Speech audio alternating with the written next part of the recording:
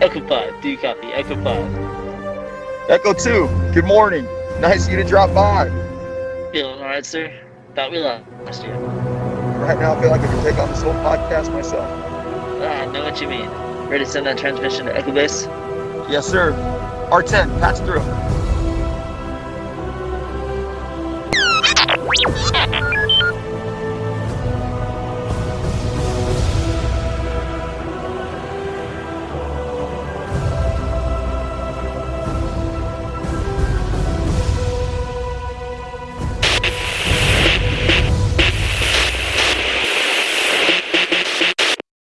Hey guys, welcome to another episode of the Hoth Transmissions. Today we are going to be discussing Tales of the Jedi.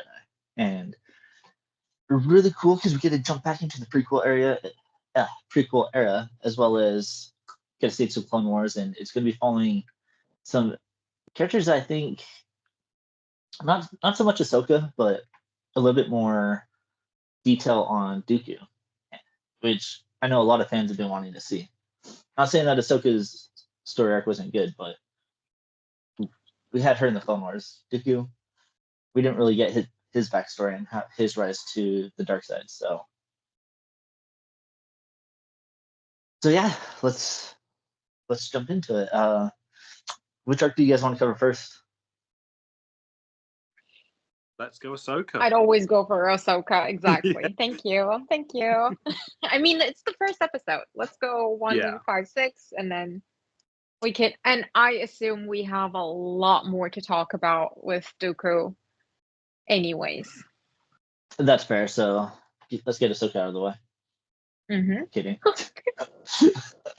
It's just that teensy tiny detail of a person. Yeah.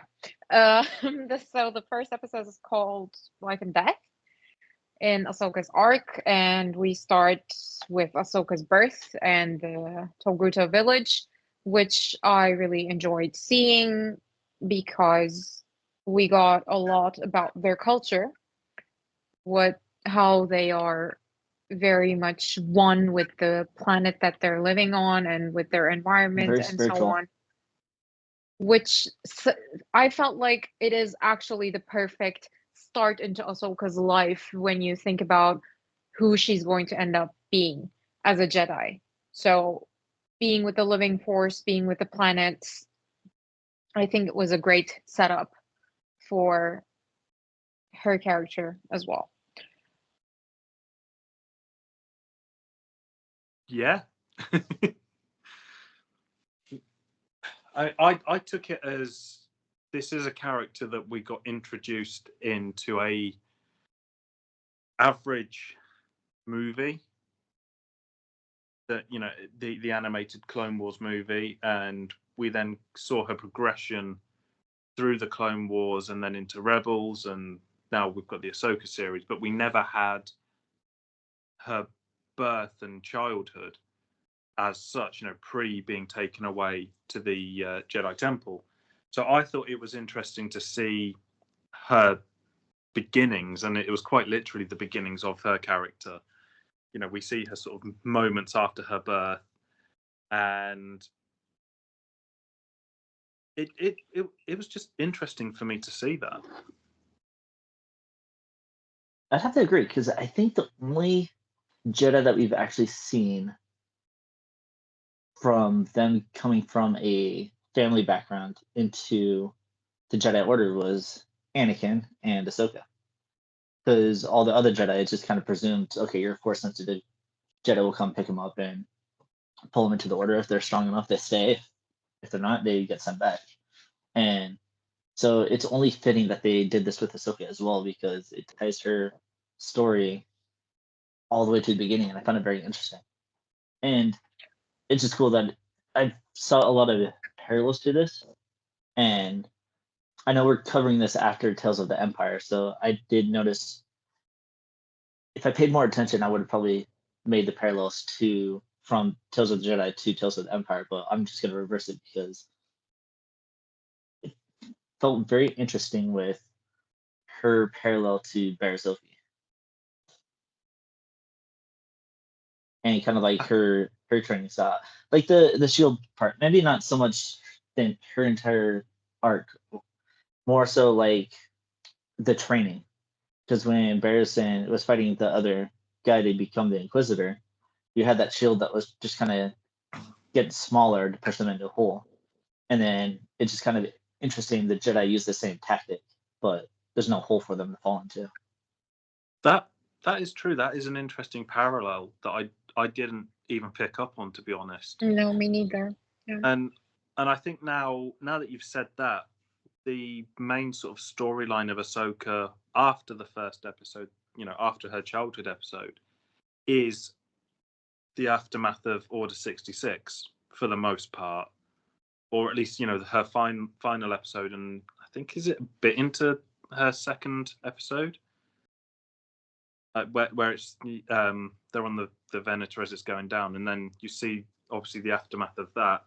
So to have the parallels with Barriss is an interesting one. It's like even jumping ahead, like to the fight with the Inquisitor. Barriss also didn't fight with the lightsaber against the Inquisitor there either. Yeah, but Ahsoka is a lot more powerful, obviously. So, but we'll get into all that a little bit later. Yeah. What I want to say about this family background is, for example, it is for Anakin something that is very much determining his character. But we never actually hear Ahsoka missing a family or anything like that. We actually don't hear anything like that, even though we see what kind of a protective and loving family she comes from and the entire village, how she's such an important part of it. But when she grows up, everything that we see, and we get a lot of seasons with Ahsoka and a film and also a show, you never hear actually her missing all of these things. So that was interesting to me to see her background. Yeah. And then not actually having anything that is mentioning that. Yeah, because I think the only thing that we know about her background prior to the Jedi Order is Plo Koon is the one that found her. That's the only information that we got about her past in the Clone Wars, and so this is just kind of giving us a deeper look into it, which was very fascinating.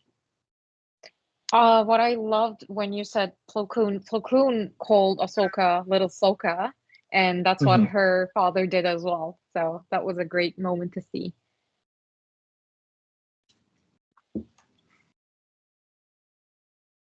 I just want to go on to like the family dynamic, that who takes their infant child out on a hunt? I mean, come on. But it is their tradition. It's their culture. It has to be a year. Yeah. Exactly.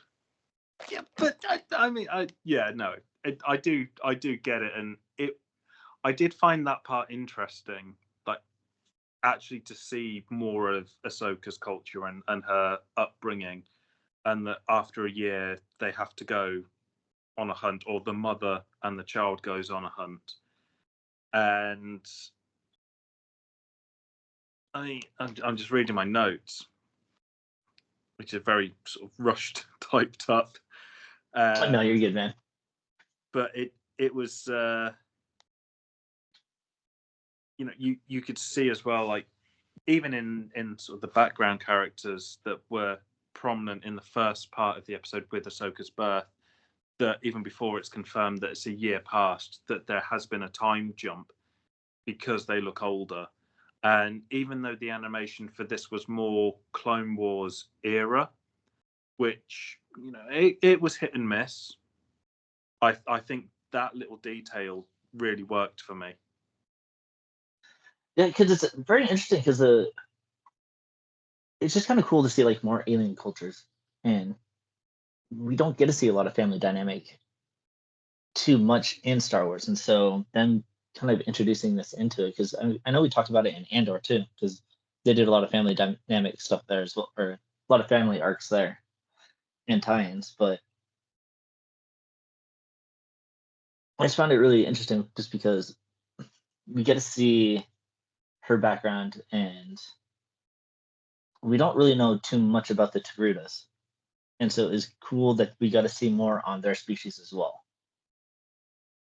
Because they're very Definitely. spiritual people, and they've got the rites of passage by hunting the tigers. And just saying, taking an infant out, how often does things go wrong like this? Because I'm sure if this was a common occurrence, that they probably wouldn't be doing it. They'd probably be changing some traditions. So it's just special. It might be a type of rite of passage. Like, Yeah, if they're not going to survive, they're not going to survive. Yeah, because Survival of the what- fittest. because I was reading I guess they call it an akul, that's the name of the creature, and their species hunt those saber-tooth, or the Togruta hunt the akul and collect their teeth for their head jewelry. And so it is kind of like it says it is a rite of passage, but it doesn't specifically say for an infant. It just says it's a rite of passage for the Togruta species.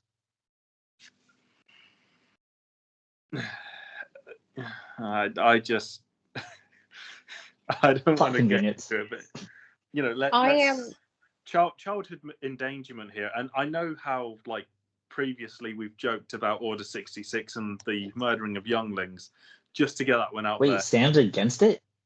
I actually am, which is such a surprise. It's just because it's Ahsoka. We actually know the character. I mean, when you think about it, that's how our species also functioned.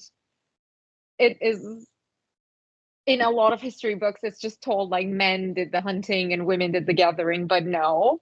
And Mhm. it was not like women just left their babies in caves. So Yeah, I find it very realistic.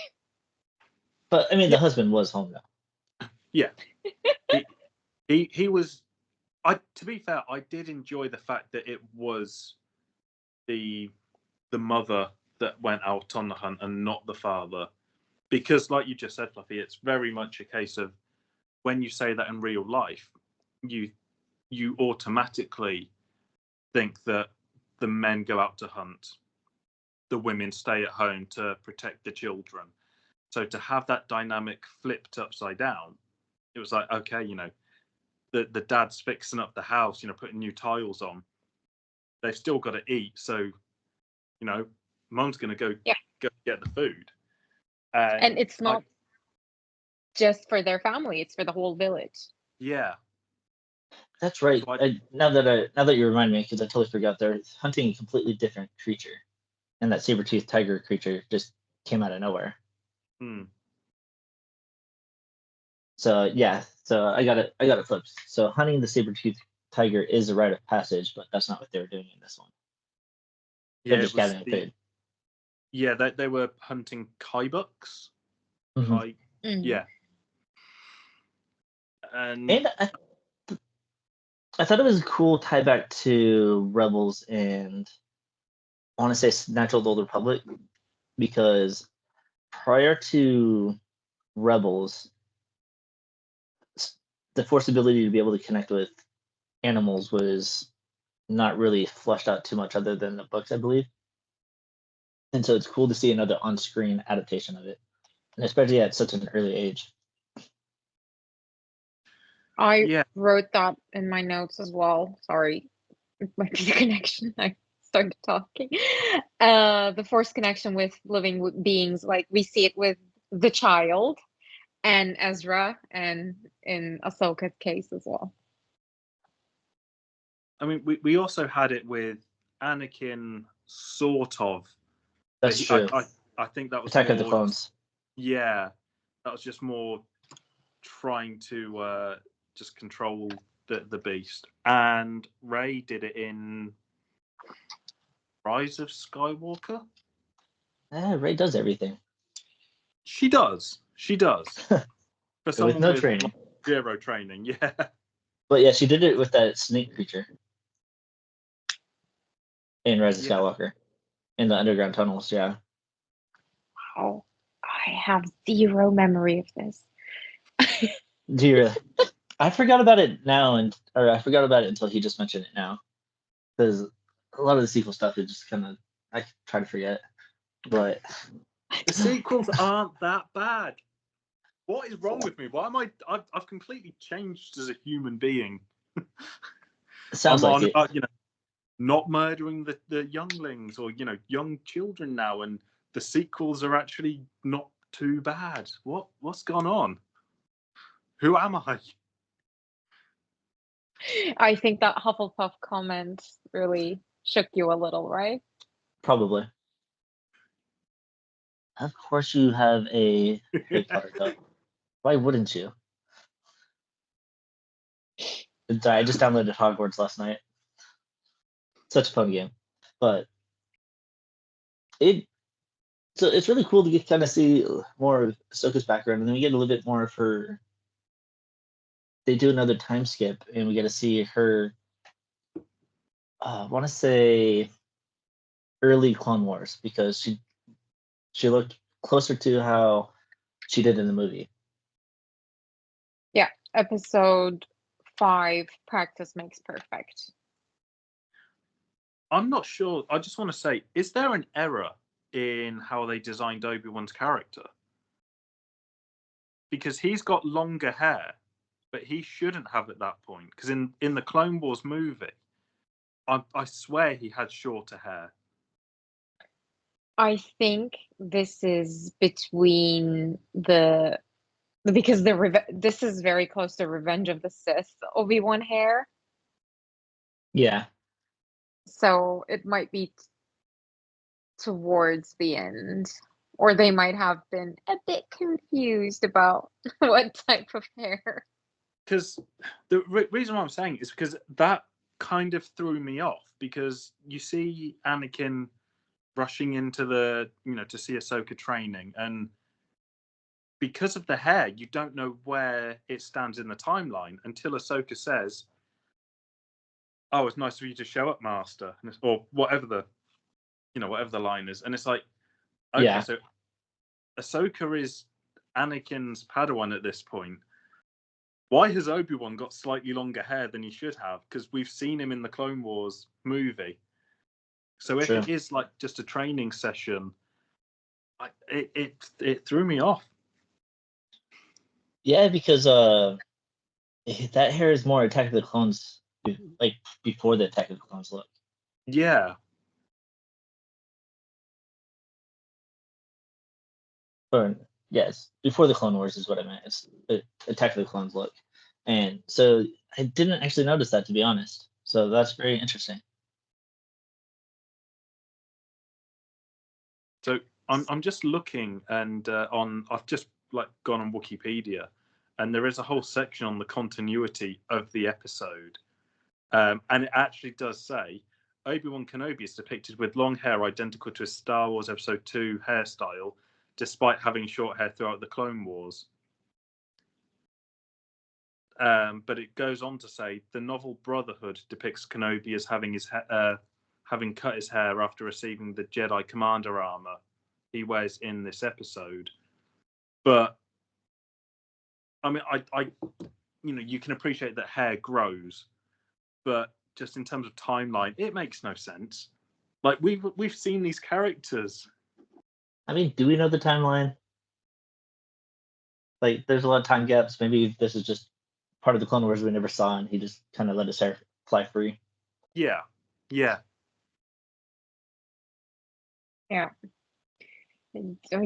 This requires very in-depth Google research on which episode coincides with what. But yeah, it's off. Sorry, rant over. Apart from that, well, I mean, they even I even see them talking about Ahsoka. Like, she is less childlike in appearance than she should have been at that point too. Yeah. So I think they're just trying new character styles, and they probably just forgot. I think it's also a bit further into the Clone Wars because of how their dynamic is being picked up by Yoda and Obi-Wan as like, okay, something is not going that well here. Like they're bumping heads in a way that a master and a Padawan should not. Mm-hmm. I think that's like, yeah, I thought that was a bit odd to see, especially from that point of view. Like you So that see definitely had to Ahsoka. be early on, because their Yeah. relationship gets more refined later. I Picky. think because of the whole timeline issue, this episode for me was the weakest one of this batch of 6 that we've had. Okay. And it purely is just down to the fact that it doesn't know where it exists within the continuity. Like if it's early Clone Wars because the whole Anakin is her master thing, then you should have made the characters look more like they did at that point.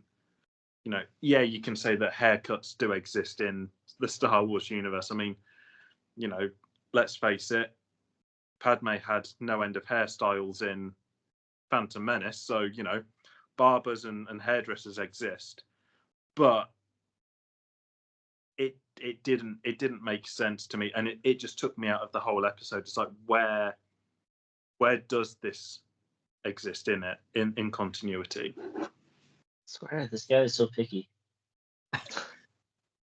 Yeah, no, but you are right, because it confused.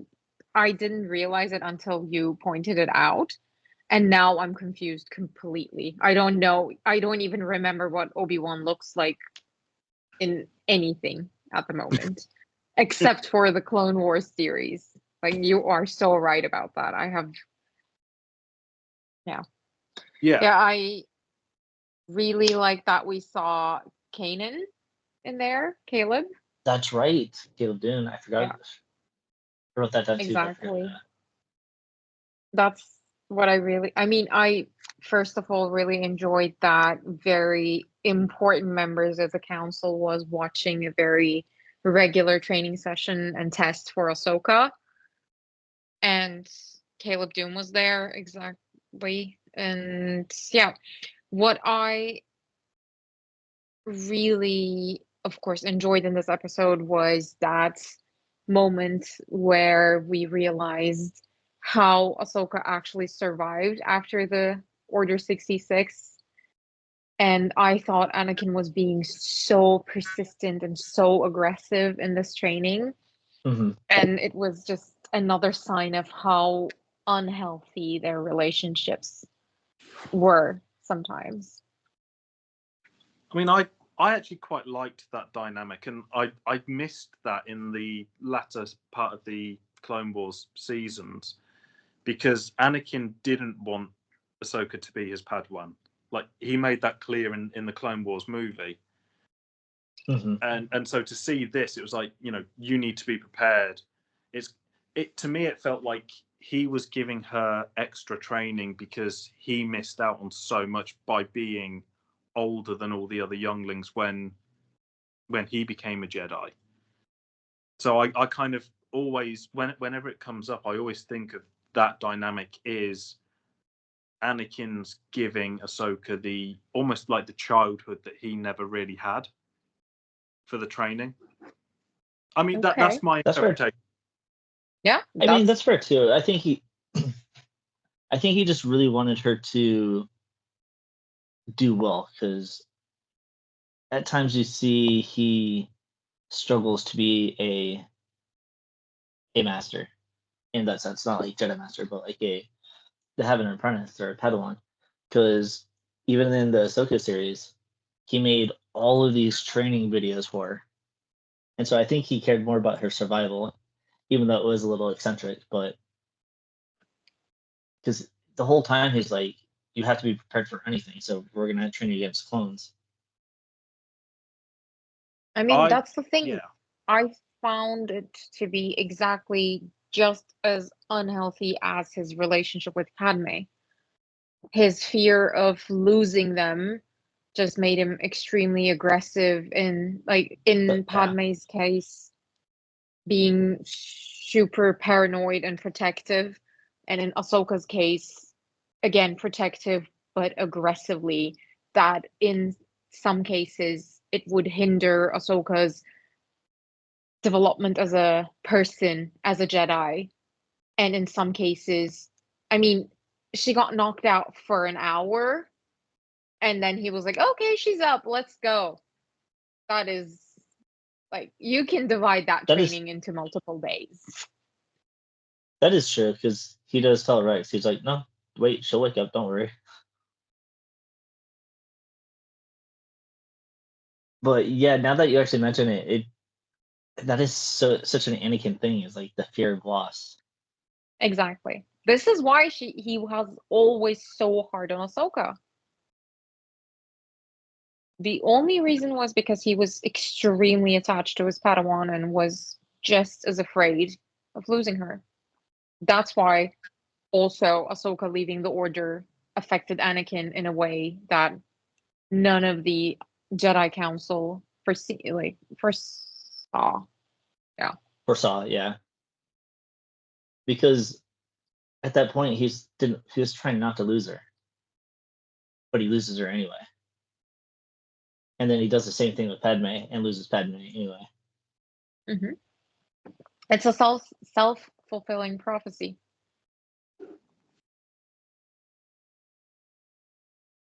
That is true. That is very interesting. I didn't really pick up on that character point until we just had this discussion. Very interesting. What I was very surprised about in the training montages was that until the very last time, Ahsoka kept using one saber. And I kept thinking, why? It's obvious you're not just fast enough with that. You need both of them.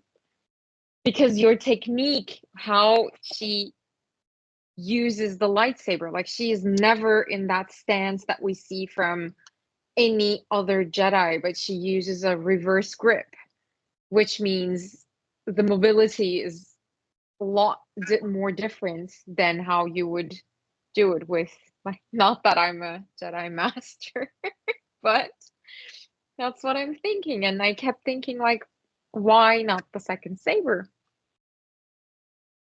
I mean, you're right, because I do a little bit of saber training too. Just for fun, to like learn spins and different fighting styles. Because I used to do fencing a little bit, and so when you have the lightsabers and you sit there and twist them around to try and be like Starkiller or Ahsoka, the way that you swing the sabers, and you have less mobility and less range. So it's a very specific style that you have to use. Whereas you're holding the lightsaber normal, you can twist your elbow, your wrist a lot easier than you can holding it backwards. Yeah, exactly. So that's why I kept thinking, like, I'm sure the training would have started much better and would have been much more effective. But I guess maybe Anakin said, like, let's start with one saber because you might lose the other one. So let's put you at a disadvantage and so on and so forth. But I don't know why I'm overthinking this, but that's what I kept thinking, like, why one saber? Don't forget. It's like Sam and Obi-Wan's hair. No, I mean this is kind of more explained in the time jump, because if you look at and I've wrote this down, when she's got the second saber, the 501st also are in the phase 2 armor, so there's the time difference. And in the Clone Wars, Ahsoka doesn't start off with 2 lightsabers; she makes that other one. So that's why then she's got the 2, because she's made the other saber, and it's apparent in the time jump because of the clone's armor. So she started off with a green saber, right? And then she switched to blue. The only time that she had blue was when Anakin gave her lightsabers back to her at the end of, in the final season of Clone Wars. Because he thought it looked better. This is then even more strange. Why would she have a reverse grip on a lightsaber when she was wielding only one? That is so limiting. I mean, this could go down into just sheer comfort of how, like what style you're more comfortable with, because not everybody's comfortable with like two hands straight in front. Sure. It's. I mean, without knowing what what Dave Filoni was thinking when he made that choice, I think it was just a parallel to Force Unleashed, with Darth Vader having Starkiller, then Anakin having Ahsoka. I think that it was just more of a parallel with that. Could be. But then we've got that final time jump. I think it's the final time jump in this episode, with the when they're on the Republic cruiser. That's true. It's the episode in seventh season, Victory and Death. Yeah, and I loved that inclusion, just as a way to tie in everything that we've seen with Ahsoka's story so far, and so now we've got her growing up, or from childhood into whatever the start of this episode was, because who knows timeline wise, to more precise moments, to then sort of her final scenes in the Clone Wars, and just seeing all of the clones with the Ahsoka helmets as well. And I love seeing them, but to have them again for that brief moment was just, it made me so happy. And I just looked up her lightsaber form is called Gemso. It's more of a defensive style rather than an attack style.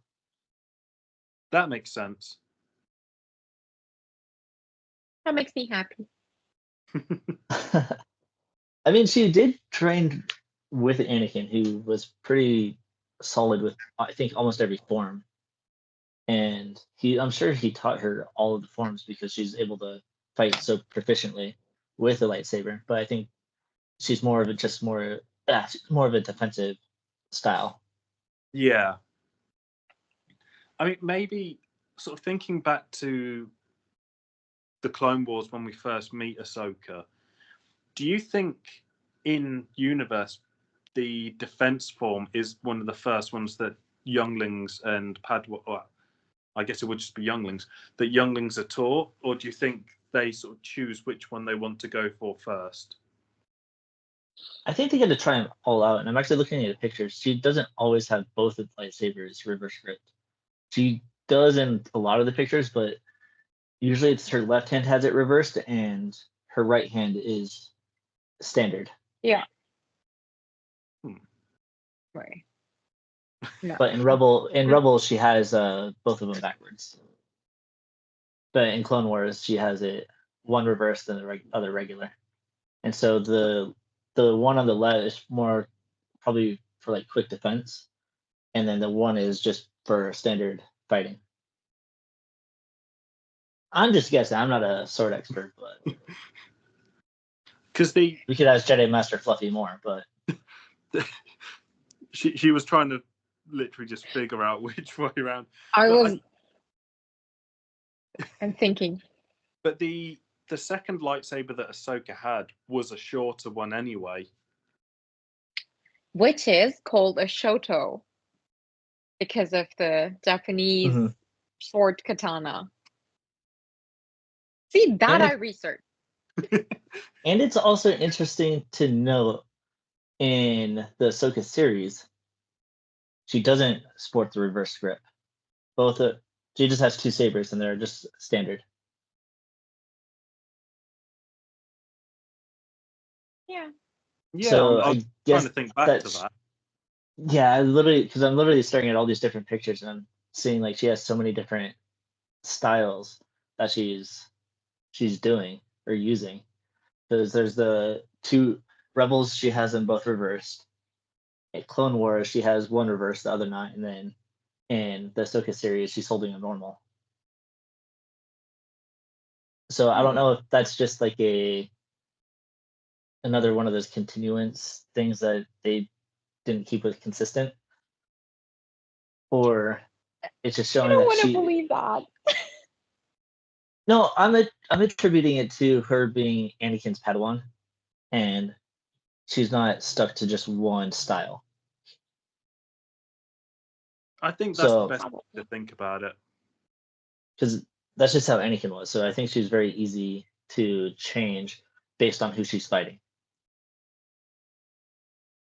That is a good point. Maybe that is also because when she was doing the reverse grip in the episode with one single saber, she was actually just trying to defend herself against the troopers. So maybe she is choosing her grip according to her purpose. And when she is fighting in Ahsoka, it is almost always not just defending herself, but also going on the offense. So maybe that's why she's using the regular grip. And it just shows really good character growth, because that's one thing that I've always liked about Ahsoka. She was really annoying in the movie, Mm-hmm. and then I started watching Clone People Wars. hated her.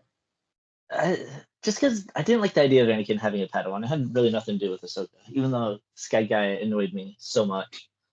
And then she grew out of it, and her character developed. And then they get into the Ahsoka series, and which I was super excited. And then they do the Clone Wars uh, flashback or whatever. And I was waiting for her to say Sky Guy, and I was disappointed. I hated it in the beginning, but wait, Did does she she call him? never say Sky Guy? I think she said it once. I can't remember. Maybe she did. Maybe it was Snips. I was that because I know Anakin didn't say Snips. I think it might have been Snips. Yeah. That was like we didn't see Anakin, but we heard Snips before that. Wait, I have all of my notes in one notebook. Wait, does he call her but Snips? we didn't. Yeah.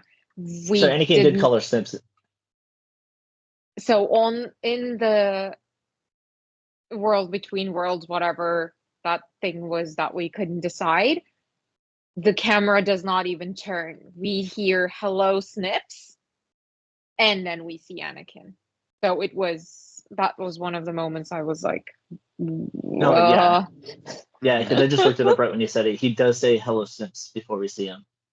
Mm-hmm. So it's I think, in my notes like hello Snips with hearts and stuff.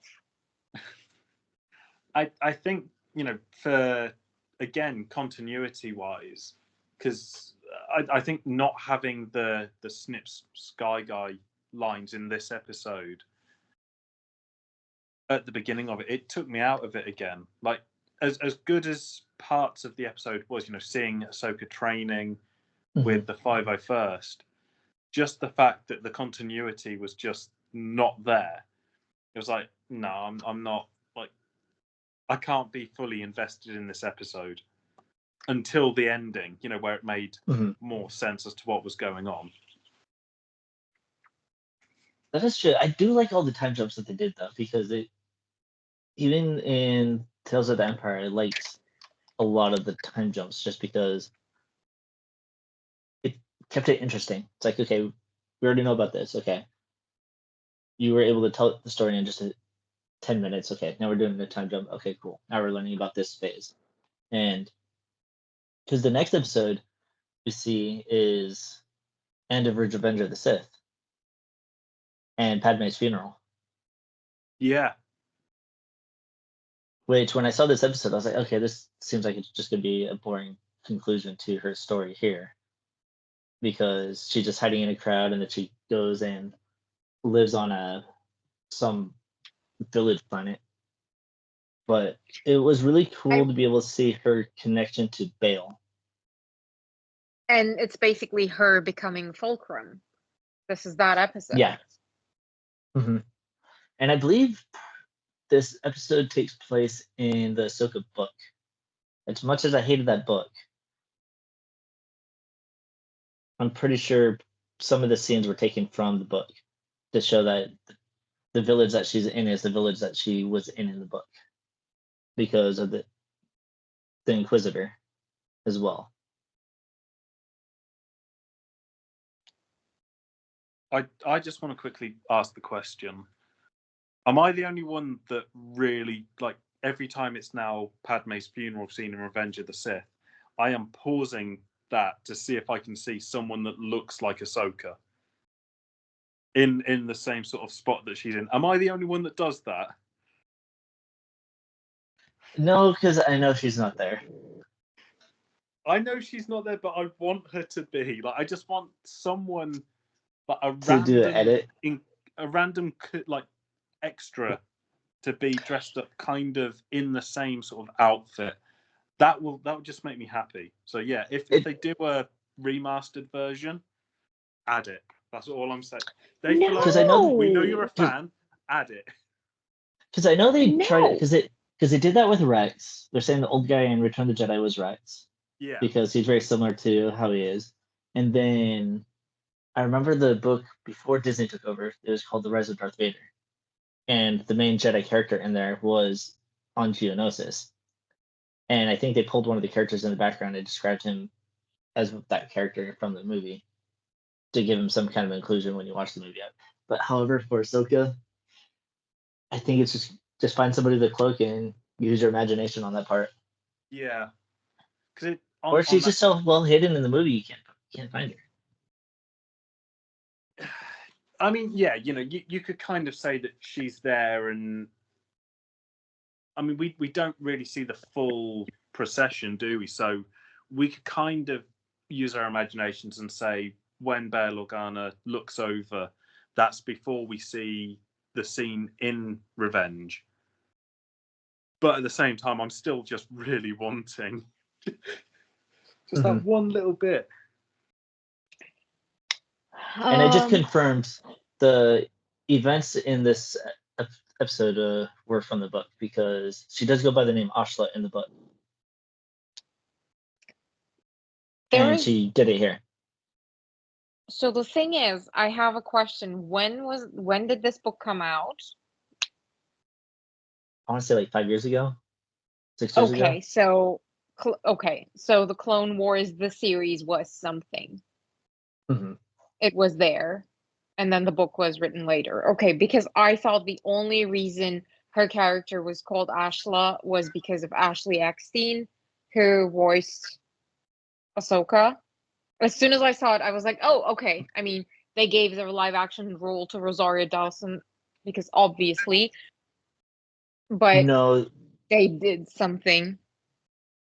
it was a callback in Attack of the Clones. There's a young Togruta Jedi named Ashla, so it was just a callback to it. But then they eventually started using the Ashla and the Bogan in Star Wars lore to describe the light side and the dark side. And then So this you was have the just Bendu. me thinking that's that. Wow. Okay. And I thought I knew things. All right.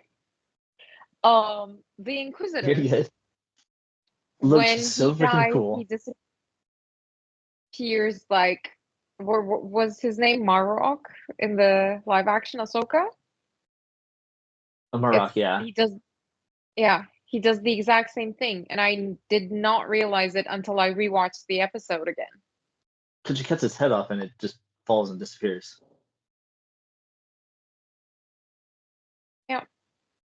I loved that character's design for the Inquisitor. Like the sort of more almost, the bird like mask that was, partially plague doctory and partially, Falcon. And then the voice. Yeah. Because it was like when we see the cloak walking past, I was like, oh, don't be Vader. Just don't be, Like as much as I love seeing Vader on screen at any point, I was just like, no, just don't ruin it. Do not have such a pivotal moment ruined by the inclusion of this bigger character. This is Ahsoka's story now, and then to get the Inquisitor, it was just like, okay, this design is just so cool. If they brought Vader in, it would have completely destroyed the intensity and suspense from Rebels. Yeah.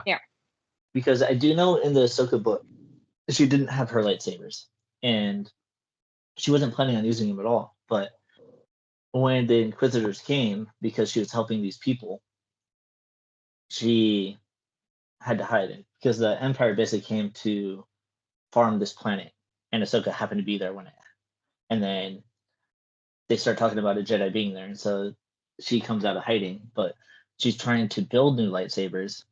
And when the Inquisitor gets there, she hears the call of the crystal because the crystals choose their wielder.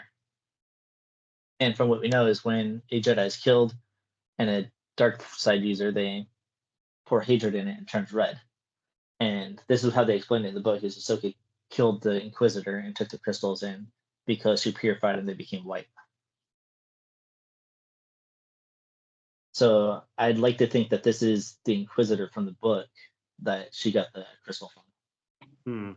And that explains why she doesn't have her lightsaber when this Inquisitor tries to kill her. But this Ahsoka's just so good against Inquisitors. Because she did it in Rebels too. She took out 2 of them. Yeah. And she did this one with such fluidity as well. The fact that she can actually turn off the lightsabers is just, I love it. Because she's Anakin's apprentice. Come on. She is Ahsoka. Excuse me. I mean, if you're I don't mean it in a character that's disrespecting trained way. by a badass, I'm just saying, because of Anakin, she's as epic as she is, that she doesn't need Anakin anymore to be cool. She did in the beginning, but she evolved on her own. My question is, have we ever seen Anakin or Darth Vader turn off a lightsaber? No. Yes. It's just her coolness. When he has it in his hand, he turns off his own lightsaber. So we have seen it. Wow. We've seen Darth Vader do it when he turns off Luke's lightsaber. Reva's, right? Oh yeah, it's true. That too. Admittingly, when he cuts off Luke's hand and it falls down, but it still turns off. Well, no, he holds Luke's lightsaber in Return of the Jedi, turns it on and turns it off. I am done. Nope. Like I said, I'm not trying to disrespect Ahsoka, but if she had any other master, I don't think she would have been as great as she was. Yeah. And it's because of that intense training that Anakin gave her that she's able to do those types. Not just because I'm just putting a foot in my mouth. I'm not saying Anakin is. You know what I mean? No, I would. What I mean is, I expect nothing less from the Apprentice of Anakin. Yeah. Yeah. I just want to throw this one out there as well. But you've got the parallels to Obi-Wan. Obi-Wan became the hermit. Lived alone. Stopped using the Force. Ahsoka very much the same. And yet Ahsoka, who never finished her training properly, got kicked out the Jedi, the Jedi Society, can still use the Force and is still badass. Obi-Wan lost his talent completely. And Obi-Wan was a master. Disconnected. Yeah, like what? And then you got Kanan. Yeah. But to have Ahsoka showing that skill, I'm just, I'm all for that. Because like you said, we see these other characters during leaving Order 66, like Cal Kestis tries to hide his ability, and then he has to relearn his ability. You got Kanan, who kind of goes in hiding and disconnects from the Force, but has to relearn when Ezra gets there. And then you got Obi-Wan, who's just so distraught with grief. And then you got Yoda hiding on Dagobah, who you already know he's literally doing what he told Obi-Wan to do, is go and train in solitude. So Yoda's always going to be awesome. But then you got Ahsoka, who's this strong character, got kicked out of the Jedi Order, survived Order 66, saved Rex, and survived a ship crashing on the ground, and then leaving her lightsabers. only to come back out and help this village. And an Inquisitor comes over and is like, "Yo, Jedi, I know who you are. You're Ahsoka Tano. I'm gonna get a good reward for this." And Ahsoka's like, "Yeah, go ahead and try." And it gives me that another parallel to Obi-Wan, because from Rebels, because when Darth Maul confronts Obi-Wan, he does it in just 2 strikes, Yeah. and Ahsoka did it without lightsabers. Basically, just took his lightsaber and was like, "Nope, this is mine now." Off with their head. And so I thought how quick that, because I was expecting it like this long drawn out battle. I thought she was gonna pull out some type of lightsaber survivor sword or something, but it was just very poetic with how quick it went, and it shows her skill level that she never lost it. Yeah. While you see these other Jedi that go into hiding have to kind of train and relearn things, she just always stayed connected because she knew she's not a Jedi, but the Force is still her, is still part of her, it's still her tool for survival. Oh, there were 2 scenes across both arcs that I really liked the score. And for this episode, like the first one is in the other arc with Dooku and his fall. In this one, I think it's right when the Inquisitor and Ahsoka square up. There is this piece of score that is just beautiful. I thought that twice in this 6 episodes. It was great. That's the only thing that I would like to say. All I gotta say is Kevin Kiner is a brilliant addition to Star Wars. Like John Williams, brilliant with the movies, but for Clone Wars, Rebels, any of the animated series, he does some really good soundtracks. What I liked about the music side of this was there was more music than there was actual talking. I don't know if either of you picked up on that, but like, especially in the first episode, I didn't actually.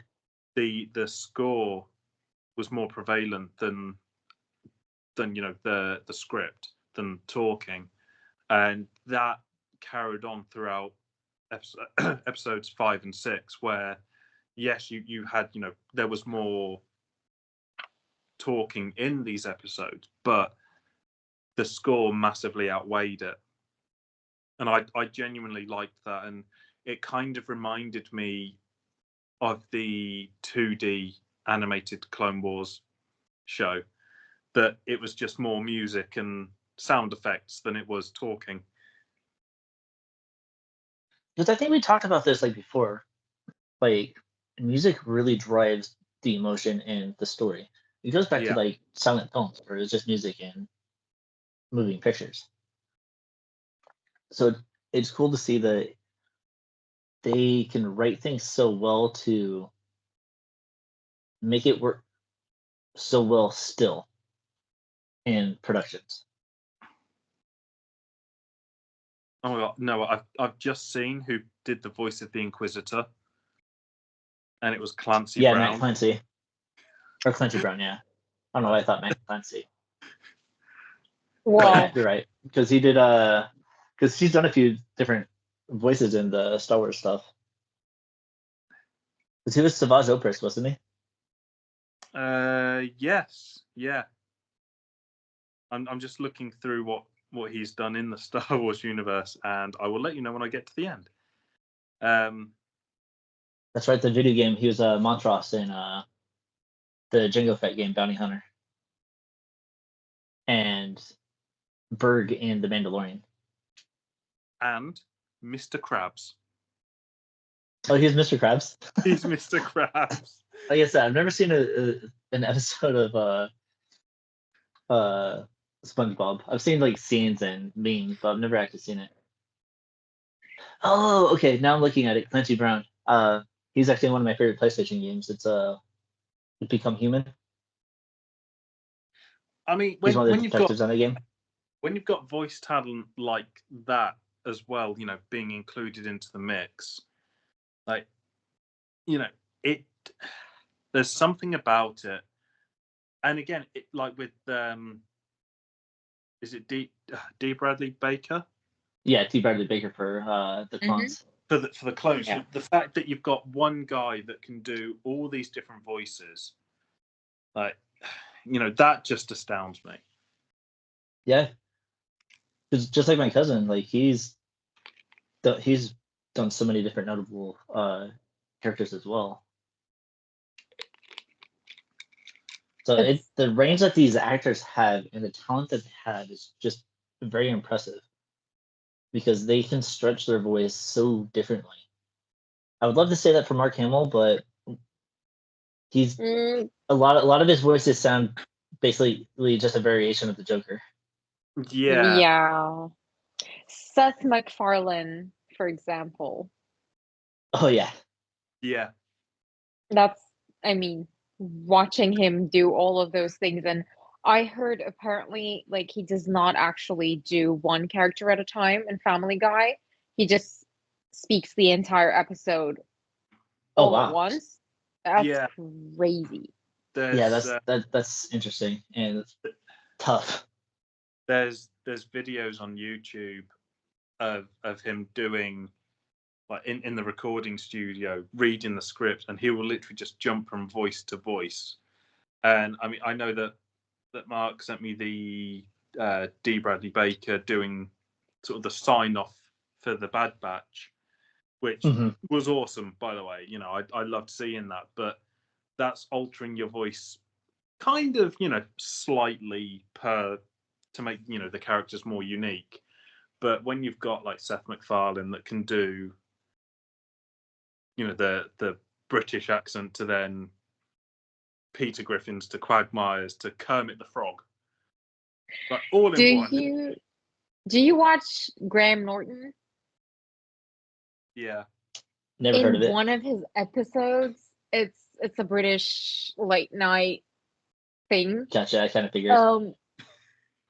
It is by far my favorite late night show. It is insane. In one of the episodes, he is just singing with Cyndi Lauper in Peter Griffin's voice. Yeah. I cannot sing that song like she would anymore. I have the Peter Griffin true colors in my head at all times. I'd definitely say Seth MacFarlane is one of my favorites because he did that live action TV show that was kind of like a parody of Star Trek, but it wasn't so much as a comedy, but The Orville. The Orville, yeah. Brilliant show. I'm so sad it's not on anymore. And then you got him doing Ted, and then you got him doing Family Guy, and not only being able to voice act, he actually has a good voice as far as singing as well. So this guy's like super talented.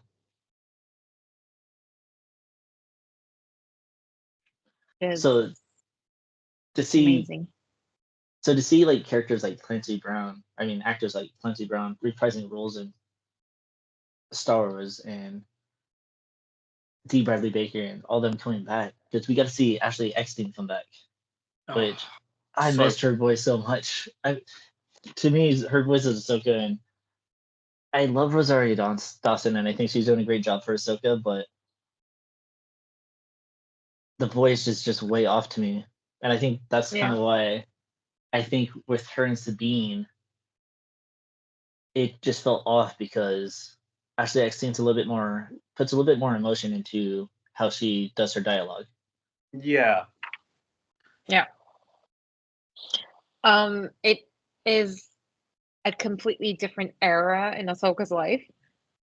But yeah, the voice actor risks turning into a live action actress in being a completely different person. Yeah, you're right about that. Like Rosario Dawson's acting looks a lot more stinted because of how animated Ashley Eckstein's was, but also it's just a completely different era of her life. Like that's how I at least think about it.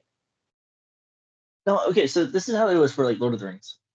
Like I was in high school, didn't care about the reading because I was always forced to read because school makes you do things you don't want to do, and so it took the fun out of it.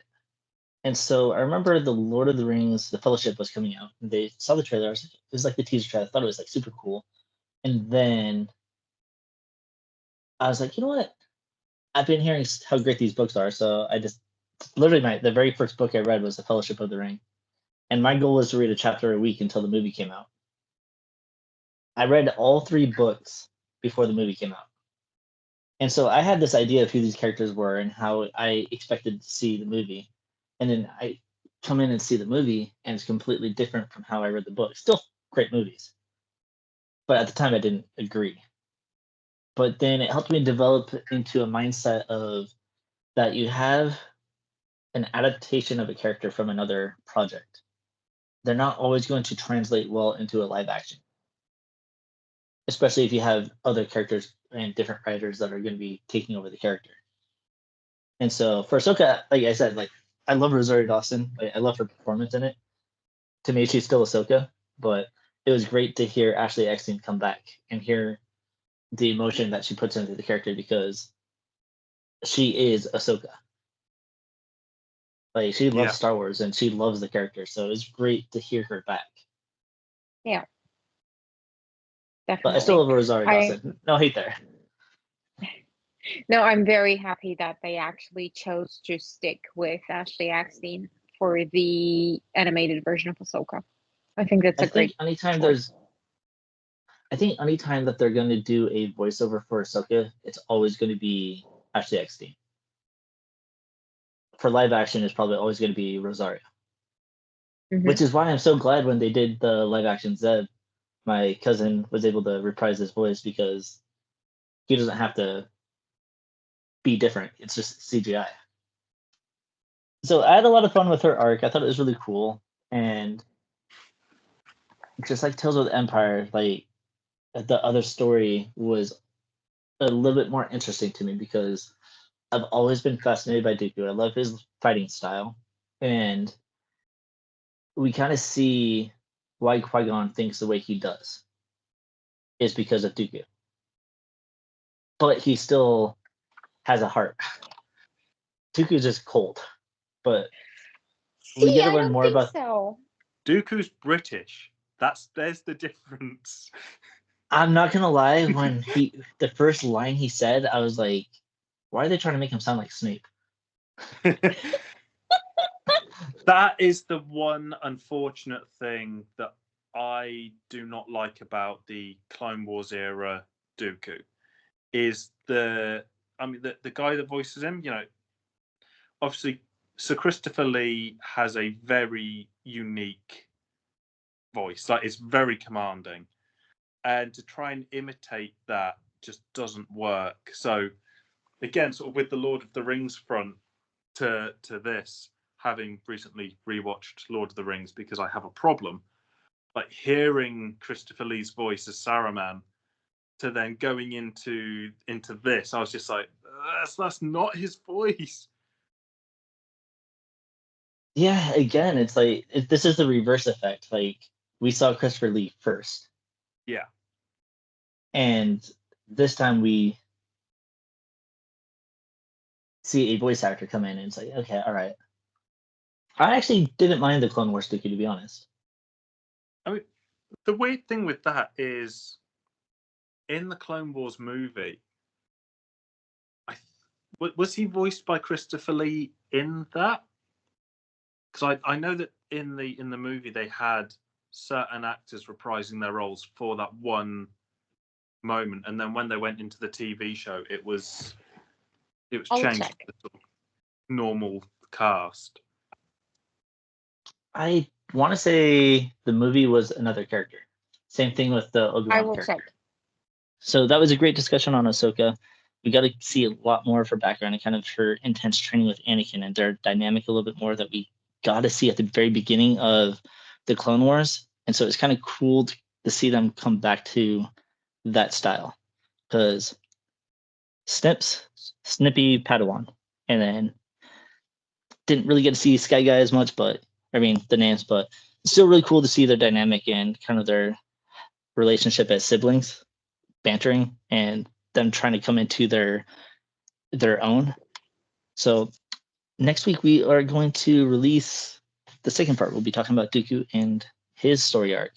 So before we go, just remember, check in the description below. Check out our link, which we are associated with entertainmentearth.com. So check out some of the cool Black Series stuff that we got. Check out some of our t-shirts that we got down there. Also check out our social media because we have some great Star Wars communities that I think you guys would love to be part of. So Instagram and Discord. So till next time, guys, May the Force be with you. Always.